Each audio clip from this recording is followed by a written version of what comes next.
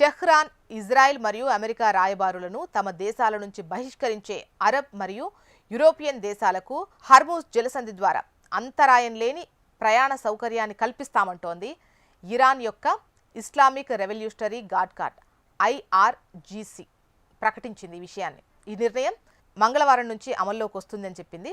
ఇక Israel America దేశాలతో దౌత్య సంబంధాలు పూర్తిగా తెంచుకునే దేశాల నౌకలకు ఈ వ్యూహాత్మక జలమార్గం గుండా పూర్తి స్వేచ్ఛతో ప్రయాణించే హక్కు ఉంటుందని ఇరాన్ అధికారిక వార్తా సంస్థ IRIB నివేదించింది. ఇంధన సంక్షోభం మరియు హర్ముజ్ జలసంధి ప్రపంచవ్యాప్త చమురు సరఫరాలో 5వ వంతు భాగం కేవలం 21 మైళ్ళ వెడల్పున్నటువంటి ఈ హర్ముజ్ జలసంధి గుండానే ఉంటుంది. ఇక అమెరికా, ఇజ్రాయెల్ మరియు ఇరాన్ మధ్య ప్రత్యక్ష యుద్ధం మొదలైనప్పటి నుంచి ఈ మార్గం అత్యంత ప్రమాదకరంగా మారింది. ప్రస్తుతం ఈ జలమార్గం దాదాపు స్తంభించిపోవడంతో ప్రపంచ మార్కెట్లో చమురు ధరలు ఏ విధంగా ఉన్నాయో మనం చూస్తూ ఉన్నాం.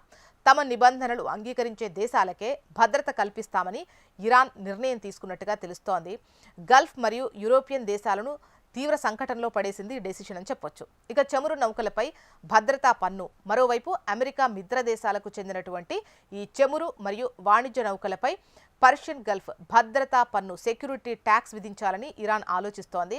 అమెరికా అధ్యక్షుడు డొనాల్డ్ ట్రంప్ హర్ముజ్ జలసంధి తెరిచే ఉందని వాదిస్తున్నప్పటికీ ఆచరణలో అది తమ నియంత్రణలో ఉందని, అది మూసివేసిన స్థితిలోనే ఉందని ఇరాన్ వర్గాలు తెలిపాయి. ఇక అంతర్జాతీయ చమురు ధరల నియంత్రణ ఇప్పుడు తమ చేతుల్లోనే ఉందని, ట్రంప్ తన ఓటమిని అంగీకరించే వరకు ఈ ఆర్థిక యుద్ధం కొనసాగుతుందని ఇరాన్ హెచ్చరిస్తోంది.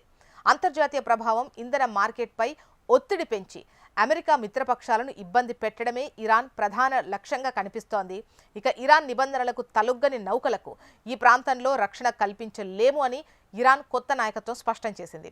ఈ పరిణామాలు రాబోయే రోజుల్లో ప్రపంచవ్యాప్తంగా పెట్రోల్, డీజిల్ ధరలు భారీగా పెరగడానికి కారణమవుతాయి.